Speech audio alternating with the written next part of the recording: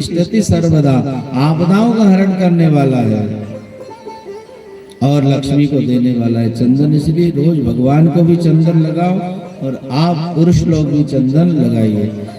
यहाँ चंदन लगाया, कुब्जा को भगवान ने जो 3 जगह से टेढ़ी थी उनको सीधा किया, वो सर्वांग सुंदरी हो गई और भगवान को निमंत्रण दिया, प्रभु मेरे घर पधारो।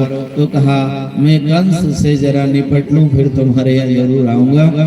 भगवान यहाँ से आगे बढ़े तो यज्ञशाला में गए और जो धनुष रखा हुआ था उसको भंग किया, उसको तोड़ा और तोड़ते से ही जो आवाज आई जोर से टंकार की, कंस ने अपने अनुचरों से पूछा ये आवाज कैसी है? तो कहा प्रभु कृष्ण बलराम आए थे और जो धनुष रखा था यज्ञशाला में वो तोड़ दिया।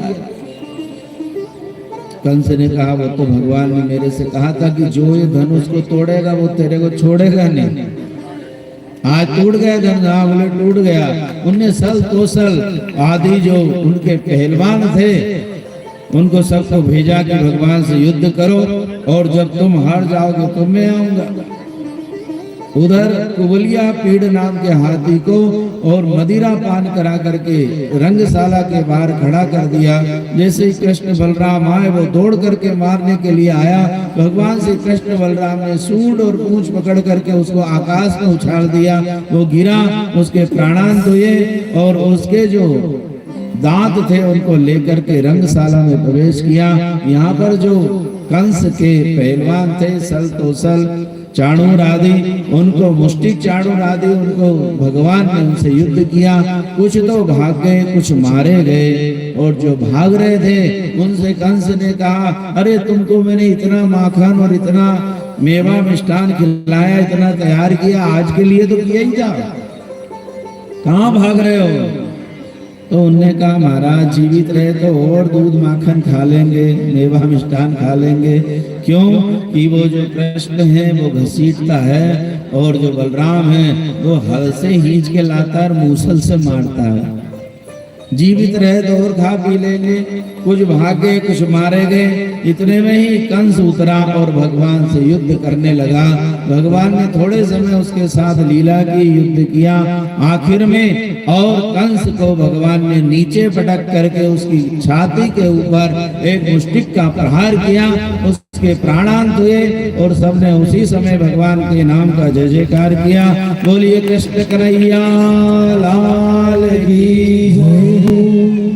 कंस के प्राणांत हुए, सबने जयकार किया और उसी के बाद में भगवान श्री कृष्ण को सबने और अपने कंधे पे उठा लिया और नाचने लगे। कन्हैया तुमने बहुत अच्छा किया भैया, इसके आतंक से हम बहुत परेशान थे। कभी ना तो कोई भजन पूजन कर पाए, ना कोई साधना कर पाए, ना हमारे परिवार का ढंग से पालन पोषण कर पाए, ना उनको कोई संस्कृति, ना उनको कोई संस्कार दे पाए हमने। इसके कारण बहुत प्रसन्न हुए सारे ब्रजवासी, मथुरावासी।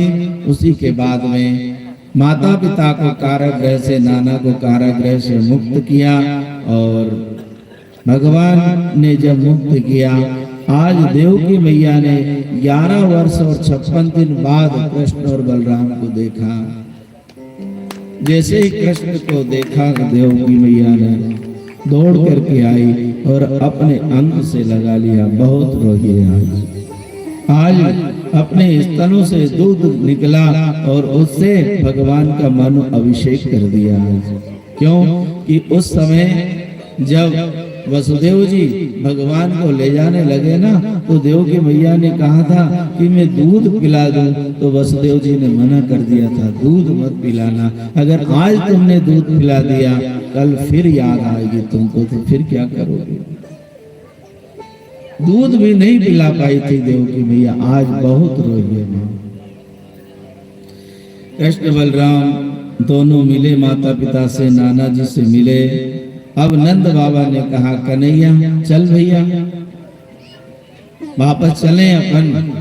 तो भगवान ने कहा बाबा अब मैं नहीं जा पाऊंगा, अब मेरे को यहीं रहना पड़ेगा, मेरे को कुछ कार्य संसार के और करने हैं, इसलिए अब नहीं जा पाऊंगा। तो कहा तूने तेरी माँ से और बोल करके आया था मैं परसों आ जाऊंगा, माँ को समझाना बाबा, मेरे को जैसा ही समय मिलेगा ना मैं आऊंगा, लेकिन अभी नहीं जा सकता।